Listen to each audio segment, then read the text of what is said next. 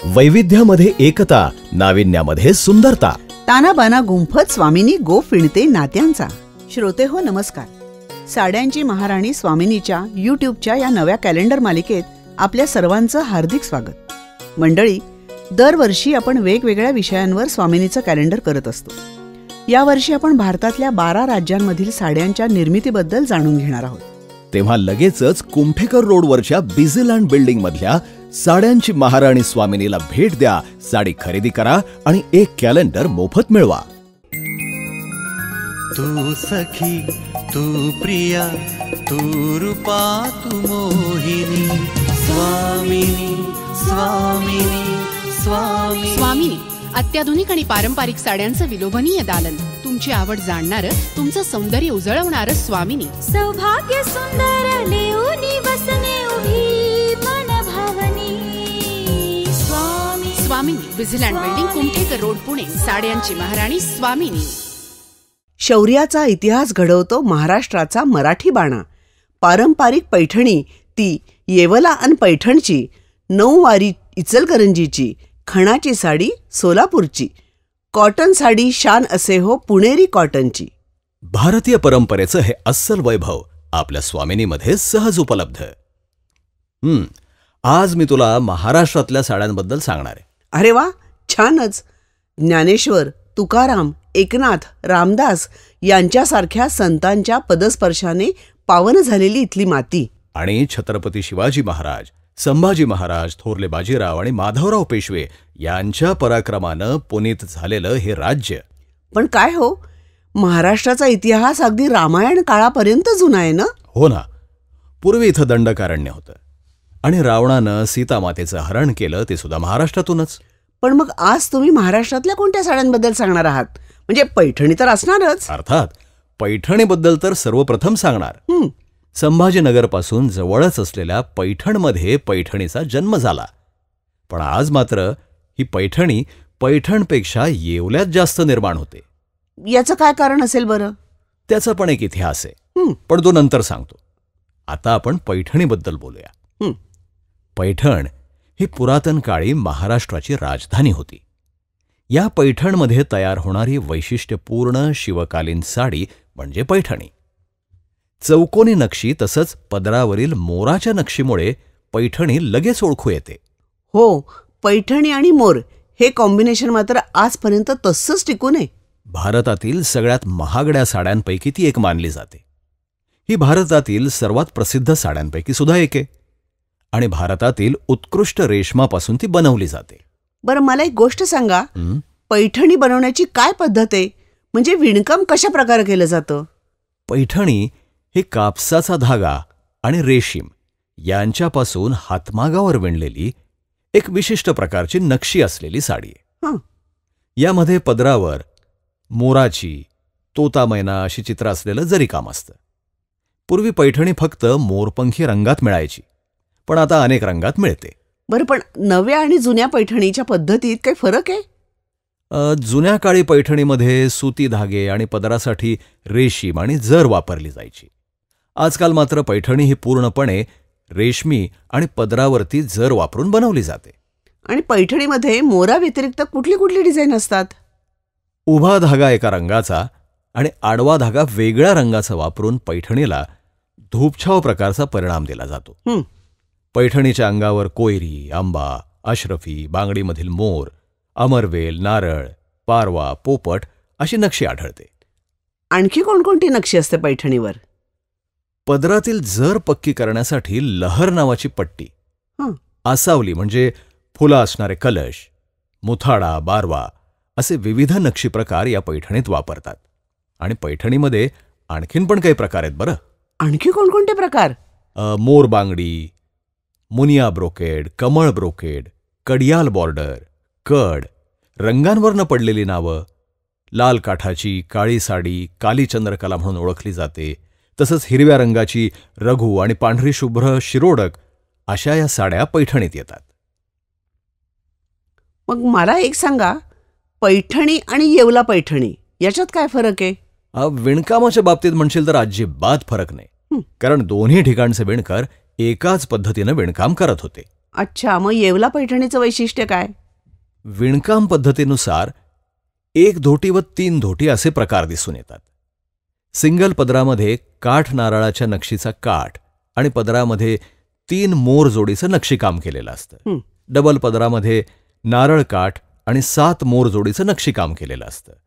यासाठी रेशीम धागा वापरला जातो. अच्छा, म्हणजे डिझाईन्स आणि इतर टेक्निकल बाबतीत फरक आहे तर. शिवाय सिंगल पदर 18 ते 21 इंचाचा, डबल पदर 28 ते 32 इंचाचा. सिंगल पदर पैठणीला 4 ते 5 दिवस, डबल पदर पैठणीला 7 ते 8 दिवस, टिश्यू पदर पैठणीला 1 ते 1.5 महिना आणि रिच पदर पैठणीला 4 ते 6 महिने विणकामाला लागतात.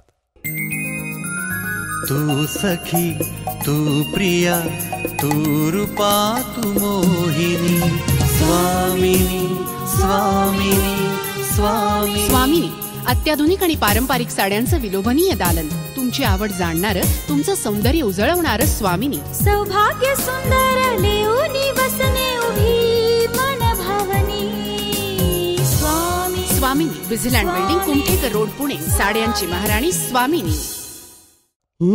पण आता एक सांगा, पैठणहून पैठणी विणणारे विणकर इकडे इतरत्र का गेले? म्हणजे विशेष करून येवल्याला.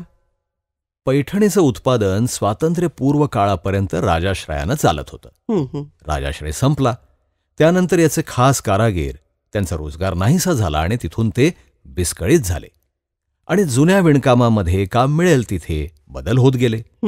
बनारसीमध्ये त्या पद्धतीचा शालू, साडी आणि फेटे करू लागले. त्यातले काही कसबी कामगार किंवा कारागीर निजामशाहीच्या हद्दीबाहेरचं गाव येवला या ठिकाणी येऊन स्थायिक झाले. अच्छा अच्छा, म्हणजे असा इतिहास आहे तर.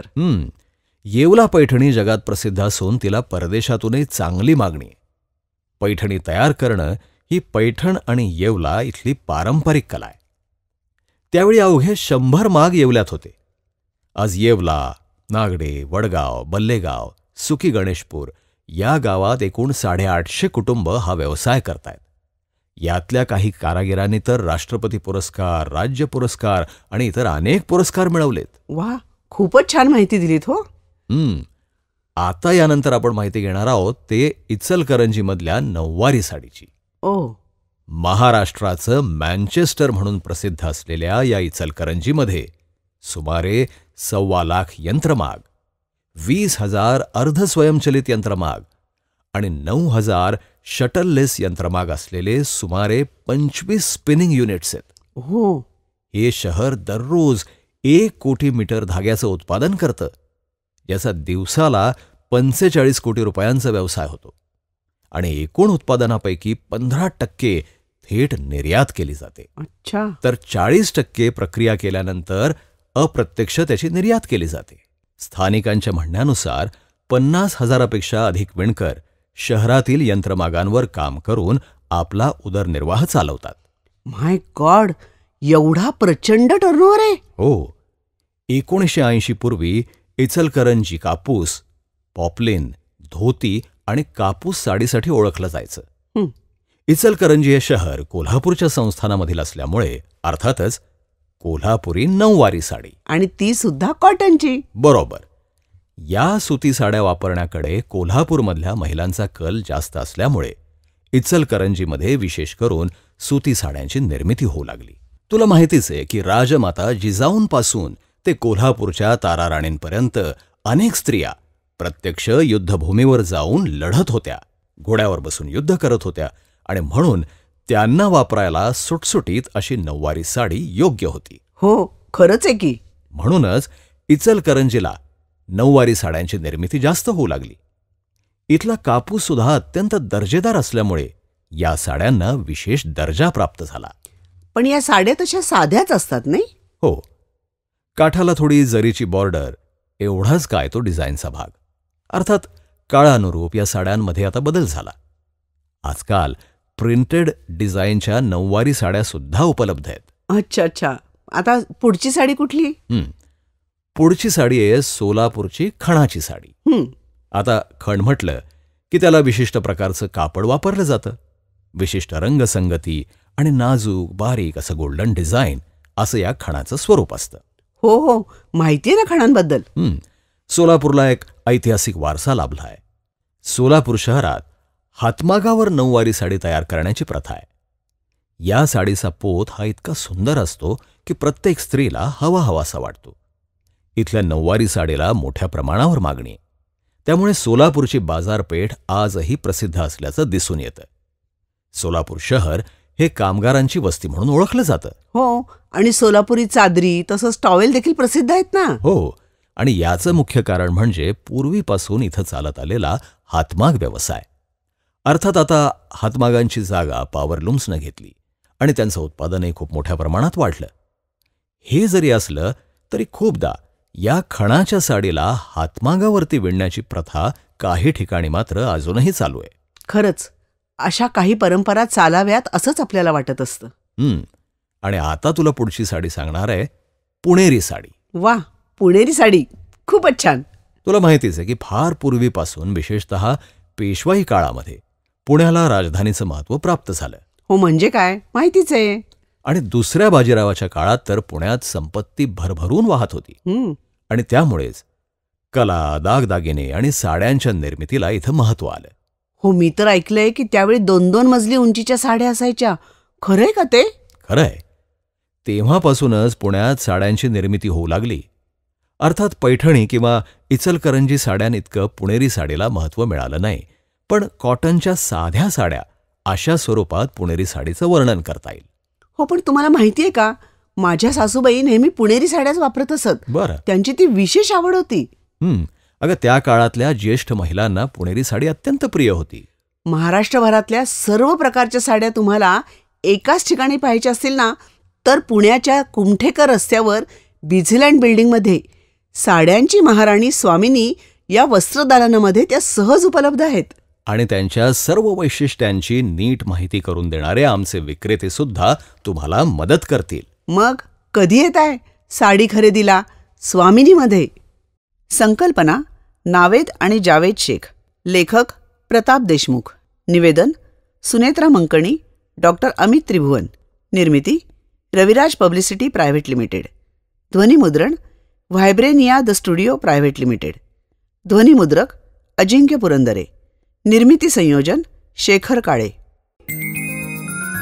तू सखी, तू प्रिया, तू रूपा, तू मोहिनी. स्वामिनी, स्वामिनी, स्वामिनी. स्वामिनी अत्याधुनिक आणि पारंपरिक साड्यांचं विलोभनीय दालन. तुमची आवड जाणणारं, तुमचं सौंदर्य उजळवणारं स्वामिनी. सौभाग्य सुंदर लेऊनी वसने उभी मन भावनी. स्वामी. स्वामिनी, Busyland building, Kumthekar road, Pune. साड्यांची महाराणी स्वामिनी.